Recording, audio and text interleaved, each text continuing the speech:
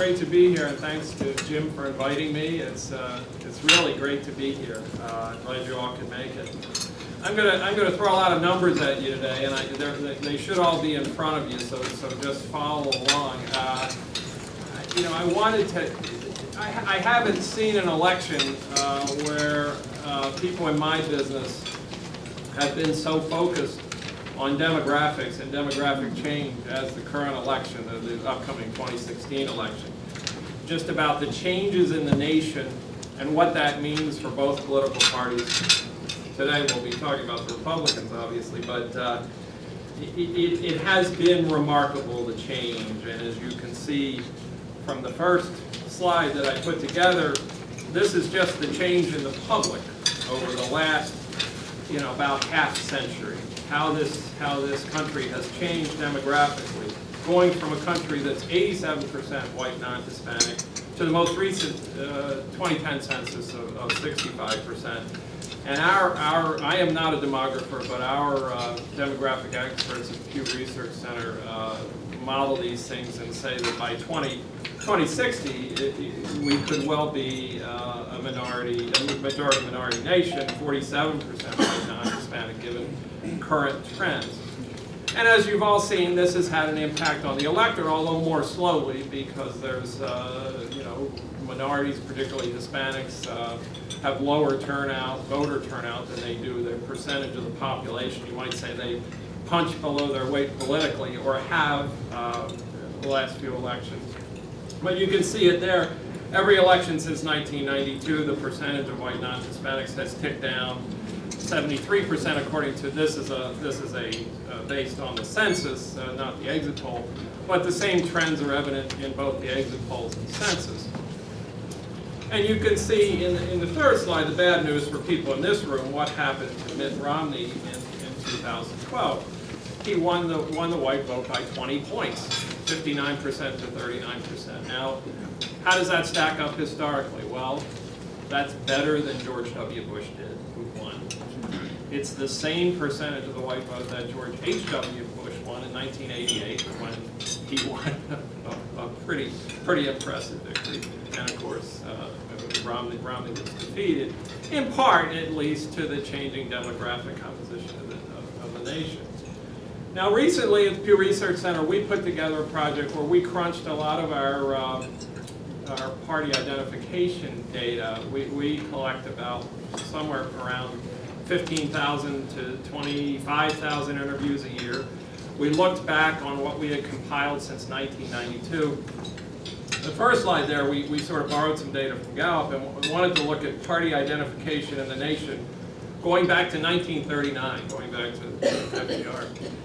What you see there is very interesting. This sort of democratic advantage comes down, this huge democratic advantage in party identification in the public comes down, way down during the Reagan era, almost to parity. But look at the end of that graph, and you can see kind of an interesting phenomenon there, which is the percentage of independents, political independence, is now at its highest point ever in this whole period. 39% call themselves independents. I think that reflects a couple of things. Among other things, neither party is particularly popular at the moment, and so there's a reluctance to identify with either party. But it's important to note that the same phenomenon is happening at a time when we're increasingly polarized. People have strong political views. They line up with a party and vote for parties. They just choose not to call themselves partisans, by and large. So what we do is combine people who affiliate with a party and lean toward a party, and that gives us a better measure of their actual preference. And you can see here how those trends have gone. More whites identify or lean Republican than Democratic. Again, Republicans are losing ground, or probably not losing, but it's certainly in a worse spot with minorities, and you can see it with these key groups for Republicans and Democrats. No surprises there, except I think a couple of groups are pretty interesting. The white men who have not gotten a college degree, not white non-college men, favoring the Republicans by 21 points, a pretty surprising margin. And then that group for the Democrats, the post-grad women, a group that's becoming increasingly Democratic, favoring the Democrats by a wide margin. So when we crunch all this data and you look at the profiles of the party, these are people who say they're Republicans or say they're Democrats, see how they've changed in the last 20 plus years. You can see the Republicans at a time of great demographic change remaining overwhelmingly white, Democrats, already more diverse, becoming more diverse. Now, what does this mean? Ed's going to be talking about 2016. In my business, a lot of analysts are sort of saying demographics are destiny, and I reject that. I don't think we know what this means for 2016. I think we know that the Republican Party faces big challenges going forward. There's no question about that. The demographics are not favorable. There are so many wild cards and variables for 2016, though, that it's a little hard to predict with any degree of certainty what this might mean. And I know some of Ed's colleagues on the Republican side are making bold statements saying that the Republicans need to win 40% of the Hispanic vote if they're going to be competitive. There's simply no way to know that at this point. For one thing, turnout is very unpredictable, and that's, this data I've been showing you that's all the denominator. This is the public. This isn't voters. Turnout is very unpredictable. We've had 2 elections, for instance, with extraordinarily high African American turnout. Not likely to have an African American at the top of the ticket in 2016. That may affect turnout there. The Hispanic vote, seemingly locked in for Democrats in 2012, is very unpredictable and has varied widely over the last several elections. You may remember in George Bush's second election that he won 44% of the Hispanic vote. That figures in some dispute, but some people say 40. 40 is a pretty big number anyway.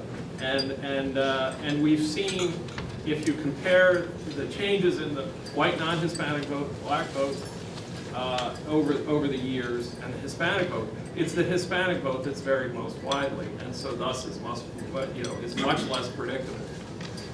And finally, as Ed will tell you, the fundamentals still matter. It's not all about demographics, and so all of this means that there are no magic numbers in terms of winning the white vote or winning the Hispanic vote.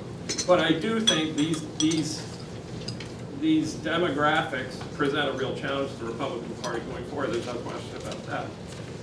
Now I'm going to change to a subject near and dear to everyone's heart here, which is Congress, which, to no one's surprise, people are not very happy with Congress. But it really is extraordinary now, the degree to which this line keeps going down, this favorability line, now down to 22%. I'd like to talk about that a little bit. It's now a bipartisan phenomenon. Republicans, Democrats, Independents. Nobody seems to like Congress. Nobody seems to like congressional leaders of either party. But I call your attention to this graphic here, where you can see the real law of diminishing returns here. What I did was put together views of Congress among the party that just won Congress at about 100 days, and you can see the Contract with America era, 1995, 80% of Republicans said the Republican Party was keeping its promises. 78% were approving of the party's leaders in Congress. For every victorious party since then, kind of a turnover, a partisan turnover in Congress, the share of partisans who give their own party high marks has gone down. I mean, there's a long-term decline in that. And now you see the Republicans rating their own party very low, just 37% saying the Republican Party is keeping its promises, 41% approving of GOP leaders. And what's going on there? I mean, what we're seeing, I think, a couple of things. I think there is kind of a dangerous, you could call it that, erosion in long-term views of Congress. I think the institution itself is being viewed more negatively than ever before, again, across party lines. But also, I think there may have been an unrealistic expectation for the new congressional majority. I mean, we asked people, are they doing enough to challenge Obama? 75% of Republicans said no, and that was a great source of unhappiness. Cooperation is with Obama is not something that most Republicans want. But I mean, as we look at the political landscape, and I focused on the Republicans, you look at these long-term graphs on party favorability, neither party is viewed particularly favorably at this point. The Democrats perhaps a few ticks better, but not much better. And finally, I'll get to some good news for some Republicans. Republicans still like their party. It's the Hill that really kind of bothers them. 86% still view the Republican Party favorably. That's up 17 points since the 2012 election. The partisans tend to rate their party pretty badly after an election loss. So it's up 17 points. And here's a really interesting, and I know Ed's going to talk about 2016, but I found this very interesting. For all the talk about the crowded presidential field on the Republican side, and since this poll was conducted in late May, I think there are 15 or 20 more candidates. A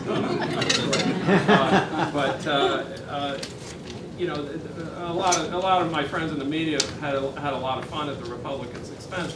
Republican voters like this drama, like this field.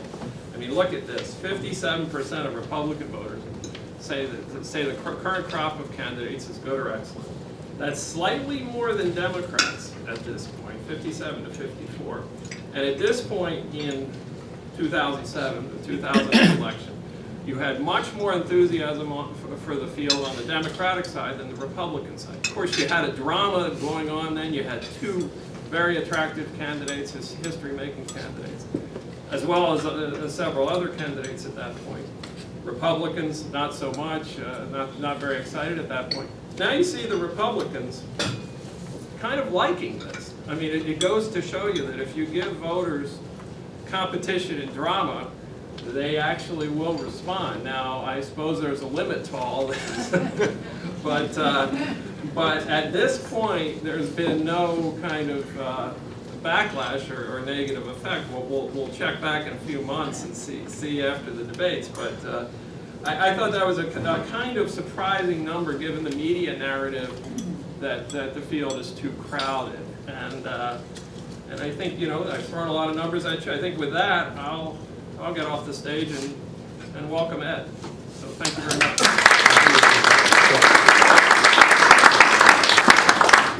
Thank you very much, and thanks for the opportunity to come back. I have to say I'm pleased to be here this morning with Carroll. He's very, very good at what he does. I'm going to say some things this morning that will sound like I'm critical of what he's saying, and it's not. Our jobs are different. His job is to look at the numbers and give kind of a flat, here's what's happening out there. My job is to look at the numbers and then figure out how to win. And one of the things I always joke around when I'm asked, well, how much focus do you put on making sure your numbers are right? I have to put 100% focus on the numbers being right, because if they're not, and our strategy isn't right, then we end up losing and I end up with no clients. So I also need to update Jim, the bio. Actually, last year was a very important year for me. 50 years ago, last year, I walked through my first doorway of a headquarters at 12 years old. My father was in Vietnam. I was trying to understand what was going on in politics. 10 years later, I ended up working professionally. So I've actually worked not 25 years, but 40 years in terms of politics. One of the things that is a little bit different, perhaps, on what I have to sort through, and it's something that kind of, I've always seen two big disconnects coming out of Washington. One is there is this intellectual elitism in Washington. that has this kind of attitude that if I give you the same information I have, if you don't come to the same conclusions I have, then you're stupid. And that is a disconnect with the voters. I mean, basically what I have to do in the polling is kind of get in and see what are the filters people are putting that information to come to the conclusions they have come to. Because everyone has a different filter of their own life experiences and how they take that information and process it. And it's not that they're stupid, they're just coming at it from a different angle. The other bigger disconnect that I see with Washington, I think I've talked to you about this before, is this kind of lack of understanding of problem solving. That you talk about the problem, you talk about the solutions, you implement the solutions, and that creates a new set of problems.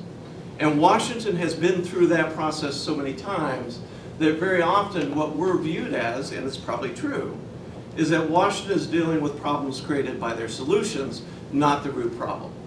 And that is where a lot of the frustration that you see in the numbers come in terms of what you see in terms of Washington.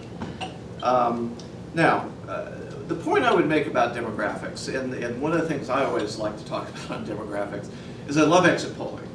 Because in the month after an election, everyone is kind of looking at, okay, who were the actual voters who voted? We now can look at that information. We know how many were Republican, how many were Democrat. And we look at the exit polling, and we see that they're skewing the numbers to make the final number work out, as opposed to really looking at the demographics of what's there. And that's where you end up with information like, we won in Colorado by 15% with the independents. I mean, they had so stacked the independents in terms of that it was a distorted view. The bottom line is, one thing has not changed over time on the demographics, and that is approximately 70% of eligible adults register to vote. And in a presidential year, 70% of that 70% vote. And in a non-presidential year, 50% of that 70% vote. That leaves a lot of room for us who are working in the strategy of campaigns to kind of work through, okay, how are we going to change the math? One of the things I disagreed with in the narrative that came out of 2012, out of the Obama campaign, was contradictory narratives. One narrative was, we got it right who the electorate was. And the other narrative that they had was, we beat Romney in terms of getting out the vote. In fact, we all know that our get out the vote operation collapsed on election day, much less anything else.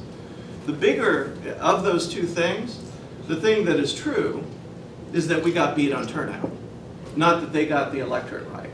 You either had the electorate right or you distorted what the electorate was going to be in terms of that election. And one of the major strategic mistakes the Romney campaign made was that they didn't do anything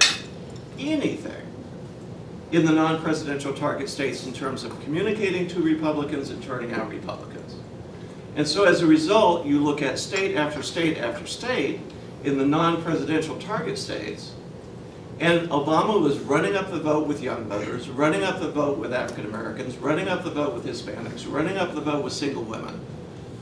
And we weren't turning out our Republicans. What I consider my home state, I grew up as an Army brat, but what I consider my home state of Oklahoma had an 8-point drop-off of turnout from 2008. An 8-point drop-off, of which half were Republicans and half were rural Democrats that were not going to vote Democrat. And at the same time, young voters were up, Hispanics were up, African Americans were up, even with that 8-point lower. 3 of the 4 points that Obama won the presidential election by, he won by running up his score in the non-presidential race, target states, and we had no turnout. The other 1%, quite frankly, came from the rural areas in the presidential target states. Because the Romney campaign thought the campaign was a battle over swing voters, specifically suburban women. And it wasn't. It was about turning out our vote. We had intensity on our side. So the first thing I always look at the data is okay, where are we? Where is the intensity and where are we going? Now this election in 2016, I believe, is going to be really 2 things. One, it is truly going to be a battle over the middle class. And I love all these articles that came out lately saying, well, we're no longer talking about the middle class. I don't know who they're talking to, but they're not talking to at least the people that I'm working with.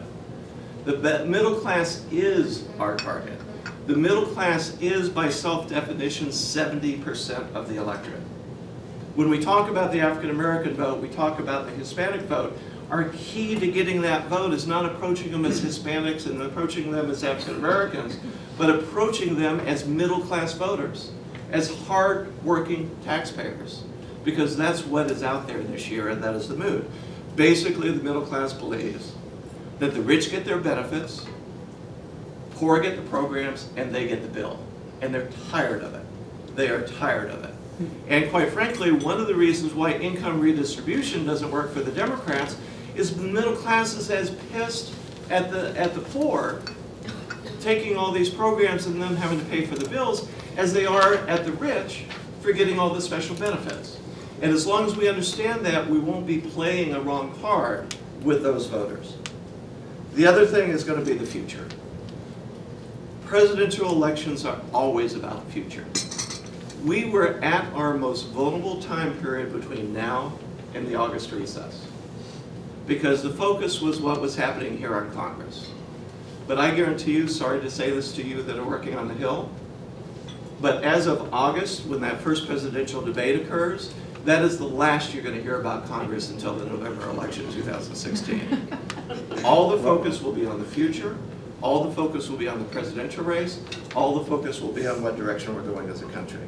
And so, the best advice I can give you is just don't cause any conflicts that the other side never wanted. As in a certain senator from Kentucky. There's no question that the voters see a myriad of problems facing this country. They're concerned about the economy. They're concerned about foreign threats. But they're also driven by two things that are there. I mean, one of the things that's interesting analyzing the election, my view of the election, is this is almost 2008 in reverse. We have a pool of candidates running.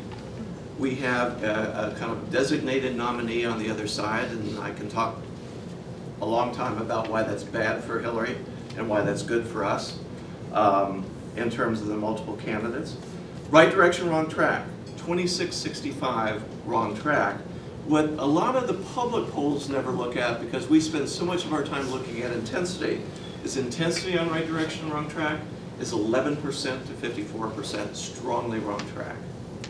The president's job approval, upside down by 4 or 5 points in most of the polls, but the intensity of his disapproval is 12 points net negative. 12 points net negative. That translates basically into we're going into this election with a 9-point advantage, at least at this point, in terms of intensity. The issues are very clear. I mean, foreign affairs is always going to be a part of this. The economy is definitely going to be a part of this. One of the things I always kind of enjoy, and I'm talking about image of the party, and I fight constantly with insiders in our party that are operatives, is that Republicans, and yes, it's gotten worse and better at different times, but when you ask favorable, unfavorable on the party, Democrats love the Democrats and hate the Republicans. Republicans hate the Democrats, and a lot of them don't like the National Republicans. And so it's the wrong measurement to be looking at. We right now have a 5-point advantage on handling the economy. We have a 9-point advantage on handling foreign affairs, with a middle class that goes to a 12-point advantage and an 18-point advantage. So if we campaign to that middle class, and particularly talking about white voters winning by 20 points, we ought to be winning white voters by 25, 30 points. That's when you start playing a math game that changes the equation that is out there. There are 3 major factors I see. Concern on the economy is the highest I've ever seen when you ask, are you concerned about an upcoming downturn in the economy? 72% of the American public now says that they are concerned about a downturn in the economy. On foreign affairs, let's be honest, it's ISIS. ISIS has permeated the mindset of this country. We asked, after 9/11, we asked a question, do you believe you or your family will ever be a target of a terrorist attack? And that's when the kind of, in fact, Linda Lake with the Battleground came up with the term security mom. Because what we found was men in the big cities said yes, but women everywhere said yes. Today, only 26%, when you ask a very specific question, do you believe you or your family will ever be the target of a terrorist attack? Only 26% of Americans can say, no, they will not be. It has permeated the psyche of the American public. And the last is the American dream. And it's a question that we've used ever since Reagan. Do you believe the next generation will do as well financially? I remember the Reagan campaign. We changed and modified some of our messaging when for the first time it fell below 50%, saying yes, the next generation will do better. Today it's only 26% saying that the next generation will do better. 69% say no, the next generation will not do better. So those are the factors that are going to come into play. One of the most interesting thing I see in the numbers for Republicans is that we've asked for in presidential elections, what do you prefer in terms of a presidential nominee? You saw the numbers in terms of more likability of Republicans. But do you want someone whose views match your own? Or do you want someone who is effective on getting things done? In the past, the Democrats always focused on effectiveness. Republicans always focused on someone that matches your views. Today, it's 57% someone who is effective. Only 35% someone that matches views of my own. And Republicans are no different than the rest of the electorate in terms of that. So it's going to be very, very interesting.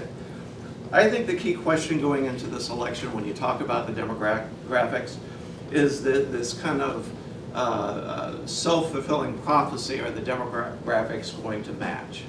Are they going to be able to replicate either the 2008 or more specifically the 2012 electorate? I would just point back to two races that I kind of enjoyed watching or doing in the last election from a polling standpoint. One was the Colorado Senate race and the other was the Iowa Senate race, where all the press going up into that election was dead even race, dead even race, dead even race. That was not what we were seeing in our polling. That was not what we were seeing in our modeling. And in fact, I loved watching the Democrats have to stick their neck out in the last 2 weeks. And all you heard from them is, if our vote turns out, this is a dead even race. Not we're winning, but this is a dead even race. And they added to that message that both in Iowa and in Colorado, we had the mechanism of the presidential campaign from 2012 to turn out those voters. Well, we matched that. We beat that. Our polling showed in Colorado, we were going into the last weekend, we were winning by 6 points. We won by 6 points. It showed in Iowa that we were winning by 8 points and gaining. We won by 8.5 points. Knowing what you're dealing with, what chunk of the electorate, you don't want to predispose and take your sample down to what you think you're going to have. You need to look at the wider sample and then through other means break that down and look at where the race is. I think this is going to be a very interesting election. There is room for more candidates to get in, I hope, because my candidate is not in yet. And will probably be the last one in.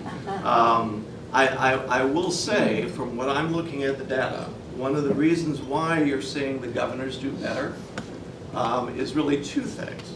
One is the effectiveness argument, and the governors have a proven record. And the problem with senators is that there's not a lot you can point to and say, I single-handedly did this. And sometimes when they do, it's things like what Rand has done, which is not something you want to be out there bragging about. So I think governors have a leg up from that standpoint. I also think they have a leg up from the standpoint of at least 3 of the 4 senators are freshman senators. And one of the things that happen when people get buyer's remorse is they don't go and buy the same thing the next time around. And I think that's going to be a very difficult thing for the 3 freshman senators to kind of push in this election. Anyway, let me stop there. And I want to We have time for Q&A. If Carroll, if you and Ed would take your seats up here. And Peter, you did such a great job introducing. I will let you have either the first or the last question. I'll start off with a question. I heard a presentation by Democrats last week, and they were not very positive. And one of the things they talked about was in Congress, There are about 90 purple districts, they estimated, and those districts, they said, look more like red districts than blue districts. More white, older, wealthier, more married. Does that mean that this Congress is going to be Republican for the next decade or a generation, or how do you read that analysis? Yeah, could you kind of repeat that, because I think over here they had a hard time hearing this question. I think the question is the next Congress and for maybe even a decade going to be Republican? It depends on which side of Congress you're talking about. I think in the House, as many of you know, we're at the highest number of Republican seats that we've had since 1928. I think what has happened in the process is that we've been very systematic on what we did in targeting the last few elections. And so the seats we won were the seats that we could hold, as opposed to the kind of by chance districts that you get. We're also congressionally in a position of kind of all we have to do is defend what we have because we have such a good margin, which allows us to keep our focus there. Now, I think there's going to be some challengers that are going to be disappointed, but there's not many Democratic districts you look at now that you say we should have that district. So it makes our job a little bit easier. I think in the Senate, I think it is a tougher go, mainly because of where so many of those Senate districts are. But my general feeling is that if it's a close election, we'll hold on in the Senate. If we lose it by a good margin, the Senate is gone also. And if we win it by a good margin, we'll hold what we have. I have two questions, Jim. One is easy, the other might not be. Pat Roberts had the biggest delta between the polling that said he was losing and then the margin by which he won. What do you think happened there? Well, again, it was the public polling that didn't know quite how to do it. Sorry. No, we don't do states. So. Yeah. Good. You know, we were looking at where the engagement was, and quite frankly, it was a close race until the end, and then we were able to pop it. You know, we popped it based on, you know, our whole campaign was based on, at the end of the day, he had to become the Democrat. And when he made the comment about here comes the clown car, we were able to make him out to be the Democrat. You know, it's interesting, there were two races we were doing. One was in terms of protecting incumbents. One was Thad Cochran and the other was Pat Roberts. The Thad Cochran race, the thing I love about that is that people have come to say that race was the dirtiest, nastiest campaign in the history of Mississippi. And I always remind them how high that bar is. That it was a rough race, but it also gave us a lot of kind of insight in terms of primaries that was helpful down the road. And that is in the South particularly. Tea Party, half of Tea Partiers are evangelical.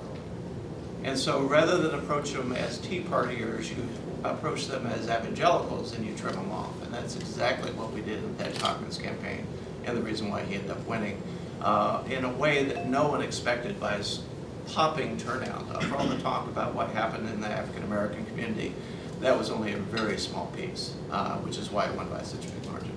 Second demographic question that's deeper.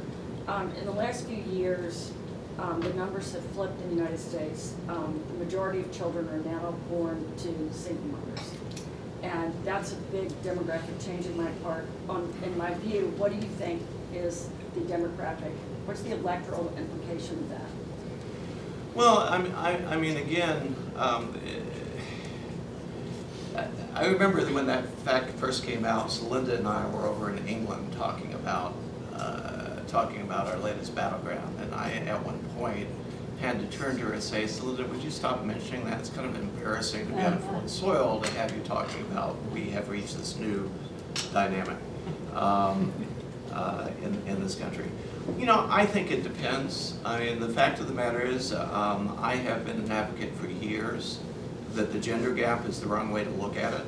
It is really much more of a married gap and a racial gap, quite frankly, than it is a married gap. We are winning married women overwhelmingly. We're winning white women by big, big margins, and we're winning white married women by huge margins. 20% plus. What the impact will be there, I think we're going to have to be ready to talk to them as moms, as opposed to anything else, and I think we'll adjust. But that is a growing group. I mean, that is, you know, and it's again, it's a long-term phenomenon. I mean, one of the things we were talking about, Ed and I were talking about, and it gets into this, it gets into what millennials are going to do. You know, we've seen, you know, strong vote from the under 30s for Democrats, a little less strong each successive election.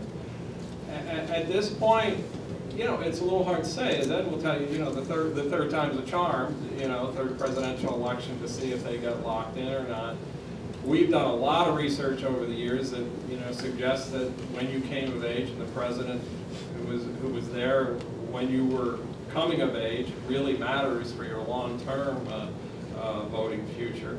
There's some suggestion that these younger millennials are a little less democratic, and that may be a reaction to bad times at the end of the Obama era, in the same way that some of the bad times at the end of the Bush era affected older millennials.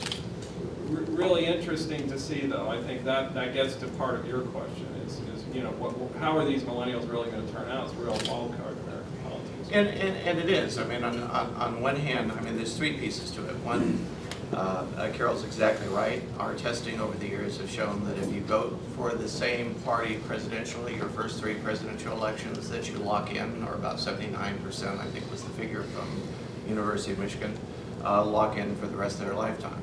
So this is a very important election from that standpoint. What we've been watching for from millennials is that as you get married, as you have children, as you buy a home, as you become more connected in your community, you become more conservative. The problem for millennials is that all those processes have been delayed over the years. So we keep waiting for them to turn, but they won't. The failure to launch isn't just a movie. But yeah, in fact, they're referred to by their parents, quite frankly, as the boomerang generation. They keep throwing them out and they keep coming back. The thing that I've been watching with millennials, and again, part of the key is not looking at them as millennials, but again, looking at, we need to pump the white vote more on what's there. And we're winning a majority of the millennials today when you look at it, white millennials. Is that I've watched them go through, particularly the younger half of the millennials, that were in college or about ready to get into college if they were kind of caught up in the Obama part of the equation. They expected there to be jobs for them immediately. There weren't jobs, so they go back to graduate school. They come out of graduate school expecting not only to have a job, but to even have a better job than what they were hoping for the last time, and they're not there. And we hit a time period about 2 years ago where the millennials, the term we were getting from them on the economy was, well, this is the new economy. They went through well, this is just the way it's going to be. That's not good for them. That goes back to that hope of the next generation doing better. I think someone can tap into that. And the one thing is a hope for us as Republicans is that every new president gets a pop with young voters. And so it's not necessarily what we do with millennials in this election, as much as if we win this election, you're going to see our support amongst millennials pop, because it happens with every president. I was part of the Ronald Reagan pop that occurred. You're going to see it. We have to win the White House, though. But the one challenge there too, and Ed hasn't touched on it, neither have I, are social issues. You know, we have new data on same-sex marriage. No surprise, and Gallup found it at 60% favor. We're gonna put out a poll soon that shows approximately that kind of support, and it's so age-driven. And that's the thing. I mean, you know, this is 70% or so or more millennials support same-sex marriage. These cultural issues are a factor. Now, the question is, how important are they going to be in 2016? We don't know, but it's been a factor and will continue to be a factor.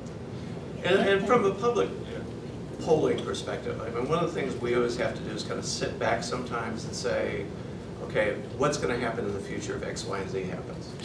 And one of the things that we've been monitoring is, as these millennials are getting married, are having kids, are they doing what their forefathers did, which is they tend to go to church more, they get more involved, and they do. And it's driven a lot by having children, quite frankly, that they want to have that for their children. One of the things that I think everyone's missing on the gay marriage issue is that it's being portrayed as a civil right.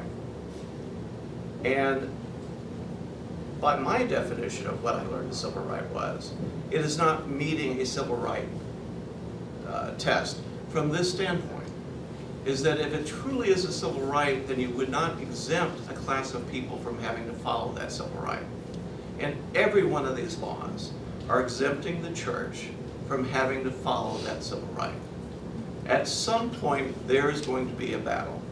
At some point, there is going to be a contest between the perceived civil right of gay marriage and the perceived religious right of making that decision. I believe, looking at internally the data, the day that fight happens, you're going to see a 20-25 point swing in the other direction. And you're going to see all of this kind of even out. It's a huge fight that's coming. I don't think you're going to see it in this election. I do think you're going to see it within the next decade. So how is the sort of these racial issues that have been going on in Baltimore, St. Louis, elsewhere, how are those playing out in the polls, in the public opinion, and so forth? Well, I mean, we've done a little polling on Baltimore. The reactions to Baltimore, I think, were as you'd expect. You know, people see some abuses by the police up there, but they're more likely to blame any of the unrest on the people who actually committed the unrest. I mean, I don't know whether it'll be a major national issue of the police. I don't know, maybe Ed would differ on that, but you know, I don't see that as, you know, this has been localized to an extent, and I'm not sure this is a major national issue as yet. What you are beginning to see is stories seeping out. I mean, certainly the story that came out this week that the murder rate in Baltimore was higher than the height of the Iraqi war, of people dying. You know, those kind of stories in the various cities of the police pulling back because they're afraid to get in trouble as opposed to jumping in and doing what they're trained to do, whether they do it right or do it wrong, I think are going to begin permeating this. What I have seen is a very strong feeling. I mean, there never was a feeling that racial relations in this country amongst the African American community was good. It now is a feeling in the white community that is much, much worse. And that's not necessarily good for the process. Worse in terms of we need to do something about it, as opposed to they're still on the let's talk about the problem stage and point fingers at who caused it. And I think Obama's getting some of that. He is, and one of the things we've noticed, you know, you may have noticed this recent spurt of violent crime in some cities, not just Baltimore. I think you're seeing it in Chicago, some other places. Crime rates have actually gone down. Violent crime rates have gone down. Crime concerns haven't gone down as much. Crime concerns are still relatively high. It'd be interesting to see now if crime concerns actually tick a little bit higher in the wake of some of these incidents. Jonathan. Yes, sir. Thank you. Both of you touched on this a little bit. If you could maybe just drill down a tad more, and that is with, I guess what they refer to as the blue-collar traditional or blue-collar conservative voter. I think it was you, Carroll, that kind of hinted that at the beginning, and I would agree with. I would tend to agree with that. Florida, case in point, you had over 300,000 white men aged 25 to 65 stay home in November of 2012. And so Romney could have doubled his, you know, some of the votes and some of the other minority demographics, and he still would have lost because there just wasn't that connection with that particular part of the middle class, your blue-collar, traditional, conservative / traditional-minded people. Could y'all talk a little bit more on how we've kind of maybe slipped with that and how the GOP can do a better job messaging to them? Well, I think Ed's going to be talking a lot about that in the next year or so. But I'll just say that this is a group. You know, as you know, Stan Greenberg did a lot of research back in the day with Bill Clinton on the white working class, Macomb, Michigan, the famous studies, you know, of Clinton drawing these voters. I think a lot of people realize, on the Democratic side, realize that this is a group that they've been losing, and it's a key group for them. A lot of Democratic analysts that I talk to say this is something that has to be reversed for the party. I suspect that a lot of these white working class, especially men, are getting pretty locked into the Republican Party based on our data. I don't know, Ed, probably have better data on this than I do. I think they are, and quite frankly, I think where the failure was is exactly what you said, is turning out the vote. And some of that came from just focusing on the suburbs as opposed to focusing on rural areas of the state. I mean, it's very interesting if you look at the last election, we lost Iowa, Ohio, Virginia, and Florida by 19 votes a precinct. 19 votes a precinct. Now, if we had turned out our vote and won 19 votes more a precinct, we still would have lost the election by over 3.5 points. There would have been riots in the streets. It would have been the death of the Electoral College. So luckily Romney didn't kill that off too. Being from a small state. Don and then John over here. I think that will have to be our last question. On the polls looking at Hillary Clinton give her, I believe she's underwater on the trustworthiness issue. How important is that issue going to be, in your opinion, in the national election? Oh, it's huge, and she's upside down. She's upside down in favorable, unfavorable, also, and with intensity. You know, people. My advice to the party, not that they always take it, but my advice has been, you know, we got everything we're going to get out of the email situation. I mean, basically, what that did is that popped her numbers about 20 points both directions, both in terms of her negatives coming up and her positives coming down, and played right into the narrative of the Clintons live by a different set of rules. The damage on that has been done. We don't need to keep playing it out because then it appears to be too political. In terms of the foundation, I think we ought to leave that to the news media in play. I mean, our theme right now, our theme ought to be, because it's the invisible primary that she's running right now, and Obama has cornered her pretty well on this, is that she is having to fight against, am I running for a third term of Barack Obama? And she's not handling it well. She's gone almost too far trying to appease some of those on that side of the aisle. It's one of the things, look, the only advantage she has by being the kind of easy nominee at this point is that she can do long-range planning better in terms of what she needs to do for the general election. But that's going to be somewhat limited. She is not a great campaigner. She is rather flat. I am just surprised, because I've always had a great deal of respect for him, the tin ear of Bill Clinton. You know, I was speaking at the Southern Leadership Conference last week, and the best applause line I got was him saying that I need to keep getting $500,000 speeches because I have bills to pay, that the middle class would like to have one of those speeches every 10 years and they can live on it. You know, it just allows us to kind of play to that. But the bigger thing is that what will happen with having multiple candidates is at some point, one or two people are going to get lightning in the bottle and their numbers are going to skyrocket, just like Obama's did in 2008. So having a competitive race for someone to break out of the pack and all the positive that goes with that, they're going to wake up. I mean, one of the interesting things about, they keep talking about Hillary's leading in all these polls, she hasn't broken 50% yet in a poll. I mean, she is at her ceiling. Her best numbers are going to end up being the day before she announced. And so all we have to do is go shooting right past that, and it's going to be, and I think she has a tough race on her hands. But with Clinton, it may be a ceiling, it may also be a floor. You can never tell. I mean, that's the thing. It's my job is to make sure it's, yeah, it's a ceiling. No, I mean, had these scandals hurt? Possibly. I mean, you know, we really drilled down on Democrats, you know, and her numbers are actually among Democrats. And again, what does that mean given her lack of competition at this point? But one of the things we did notice, and it's a little interesting factoid, a lot of millennial Democrats, for whatever reason, either don't know her because they're too young, or they don't have as high opinion of her as older voters, older Democrats. Very interesting. We couldn't quite put our finger on why that her, obviously her favorabilities are high across the board among Democrats, but they're a little bit lower among millennial Democrats. Something to watch if this Democratic primary heats up in any meaningful way. The one thing you are seeing in the data that, again, is kind of a mirror image of what was happening in 2008, is when you look at the independents are more leaning towards the thinking of the Republicans than leaning towards the thinking of the Democrats. And I think that goes back to right direction, wrong track, how they feel about the incumbent president. All those things are going to come into play as we start kind of engaging those voters in a general election. John?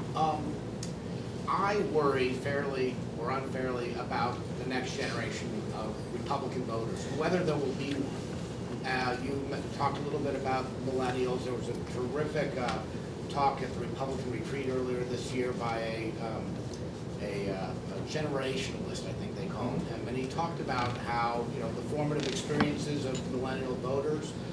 And one of the warnings he gave the members was, don't think that, don't fall prey to the notion that as they get older, they're going to become more like you. Every generation thinks that young people will. They won't. You need to adapt to them. What advice would, what advice would you give to the party on how to broaden its appeal, to make itself more relevant and interesting? Because they may agree with us on all sorts of things, but if they come to a few issues where we are so out of sync with them, those could be the disqualifiers. My first advice would be don't listen to the guy that said they don't end up being like their parents. It is finding those things. I mean, we keep getting into these battles of swing voters. Again, voters are not saying that they want someone that matches their views. They're saying, I want someone who is effective.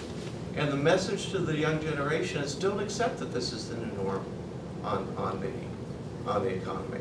Don't accept that this is, we have to live in constant fear in terms of terrorism in this country. We will do this. And one of the things Romney missed a huge opportunity because he was so intent on talking down the economy in 2012. In January of 2012, a report came out that in 7 of the 10 most improved economic states, it was Republican governors who had replaced Democratic governors. We were showing in state after state after state that getting in and changing the direction of the economy, changing the way things were being done, standing by our principles of what we think is the right thing to do. And let me tell you, they can disagree with us on gay marriage, they can disagree with us on abortion, which I question whether they really do. But if you bring it down to what really matters to them, which is their future, the economy, their ability to work hard, play by the rules, and get ahead, we can appeal to them. I would just say, since I've talked about cultural and social issues, one of the things that people don't understand, millennials very liberal on same-sex marriage, very liberal on marijuana legalization, very liberal on immigration, no different on gun control, very little different on abortion. There's a surprising little age gap on abortion. So it depends on, it's very issue dependent. It is very issue dependent on those social issues. And my whole point being, don't get bogged down in talking about the social issues. It's not that we need to change on those issues. What we need to do is campaign to those things that are important to them that we do match on. And all the years I've been polling, I've never told a candidate to change his position based on the polling. I have said, talk about these issues that voters are interested in, and don't talk about these issues that only you are interested in. Millennials is getting out the vote, isn't it? First off, it's not just millennials, young people. Yeah. It's not the 1970s that voted at much lower rates, and so, but Obama had success in raising that turnout. Big question about whether that happens again